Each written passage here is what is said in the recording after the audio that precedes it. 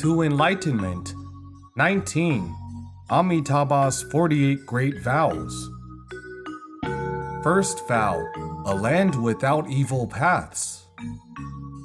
Bhikshu Dharmakara then said, "May the Lokanatha listen to and examine my vows with great compassion. When I realize the supreme Bodhi and attain perfect enlightenment, the Buddha land that I shall accomplish will be replete with boundless, inconceivable merits, virtues, and adornments. There will be no realms of hells, hungry ghosts, animals, and neither flying, wriggling creatures nor the like. All beings, including those in the Yamaraja realms and 3 evil paths, who are born into my Buddha land and are edified by my Dharma, will all attain Anuttara Samyak Sambodhi, and never again fall into the evil paths. Only having fulfilled such vows will I become a Buddha, otherwise I will not procure Anuttara Samyak Sambodhi." First vow, the land is free from evil paths. Second vow, the inhabitants will never again fall into evil paths. This first vow, a land without evil paths, is very realistic, especially for all beings in our Saha world, because it is very easy for all beings in our Saha world to fall into the 3 evil paths. How do the 3 evil paths manifest? They are induced by greed, resentment, and ignorance. Greed induces the realm of hungry ghosts, resentment induces the hell realm, and ignorance induces the animal realm. There is no need to ask others, just look at ourselves. Is our greed, resentment, and ignorance eradicated yet? Not only have we not eradicated them, but we probably let them grow every day. In other words, if we let our greed, resentment, and ignorance grow every day, we are marching towards the 3 evil paths. In the future, we will then be aggressively plunged into the 3 evil paths. It is too horrifying. Why did Amitabha make this vow? We have practiced for infinite kalpas. Why are we still reincarnating? We are nowhere near arhathood, let alone attaining Buddhahood. What is the reason? It is because we have not eradicated greed, resentment, and ignorance. As a result, the 3 evil paths account for the vast portion of our samsara. It is very difficult to cultivate in the 3 evil paths because they only exist to receive their retribution. Look, how can animals cultivate? They are ignorant and unable to comprehend Dharma. Many receive retribution through being slaughtered. This is excruciating misery for them. How could they have the mind to cultivate? What about the realm of hungry ghosts and hells? The hungry ghosts are extremely hungry, and the hells are the place with the most suffering. How could they cultivate? Therefore, it is impossible to cultivate in these 3 evil paths.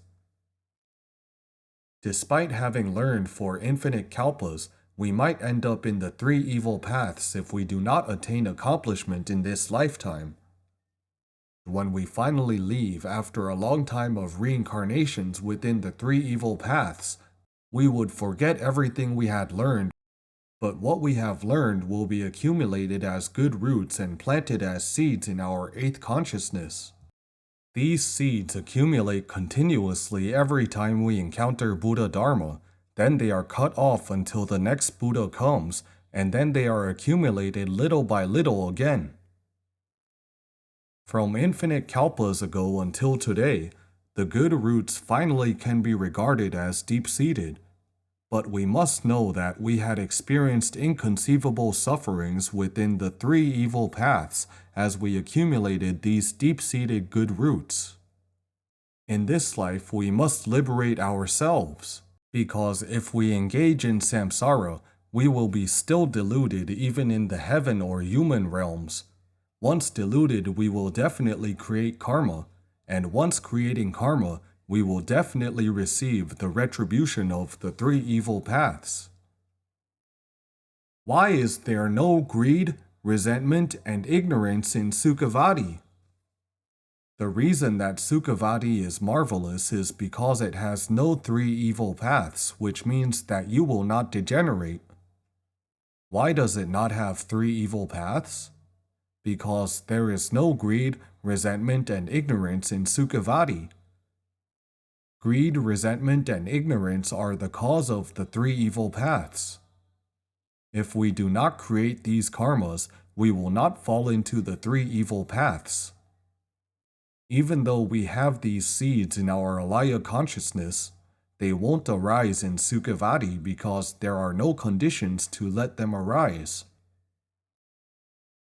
In our world, we get jealous and give rise to greed when seeing jewels like gold, silver, and pearls. Why? Because they are very rare in our world. The more scarce, the more precious. We get greedy when seeing them and think of taking possession for ourselves.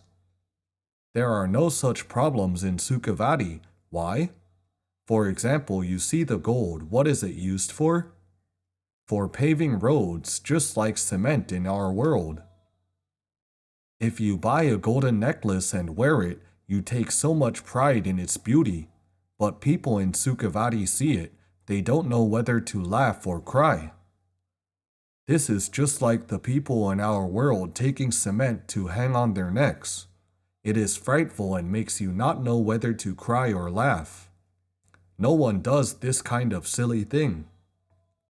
In Sukhāvatī, you can take gold, silver, pearls, 7 jewels, and whatever you want as you wish. Sukhāvatī has it all. No one gets greedy.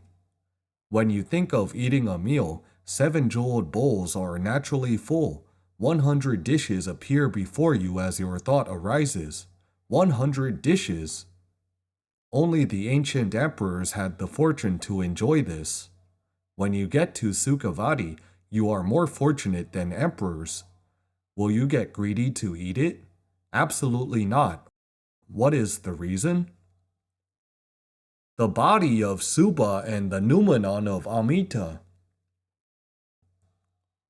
Seeing the delicacies, you give rise to righteous thoughts immediately and realize that eating is just the manifestation of your karmic habit. In fact, how could you need food in Sukhāvatī? You have the body of Subha and the noumenon of Amitabha. This body is unlike our physical body, which is of 5 skandhas that need food to recharge for energy. The 5 skandhas in Buddhism refers to matter, sensations, perception, formations, and consciousness. They make up the physical and mental existence of each person. In Sukhāvatī, food is fundamentally not needed. Because you regard dhyana joy as food, you are suffused with Dharma bliss. But why would you still have a moment of wanting to eat after arriving in Sukhāvatī? This is because people from the desire realm have the karmic habit of eating. They still give rise to tiny thoughts like, it's been so long since I arrived, how come I haven't eaten yet? Once such tiny thoughts arise, the 7 jeweled vessels filled with 100 delicacies immediately appear in front of you. You do not need to prepare it by yourself at all. In our world, you have to work hard for one meal. You have to go shopping, then wash, cut, cook, fry, possibly spend 1 or 2 hours to make a meal, yet only spend 20 minutes to enjoy it. Afterwards, you still have to clean it up. When you are in Sukhāvatī, you do not need to do these at all. Whenever you want to eat, it appears. When you do not want it, the food will naturally disappear. You do not even need to wash dishes. How wonderful it is! How could you still get greedy? Thanks for watching. See you later. Namo Amitabha.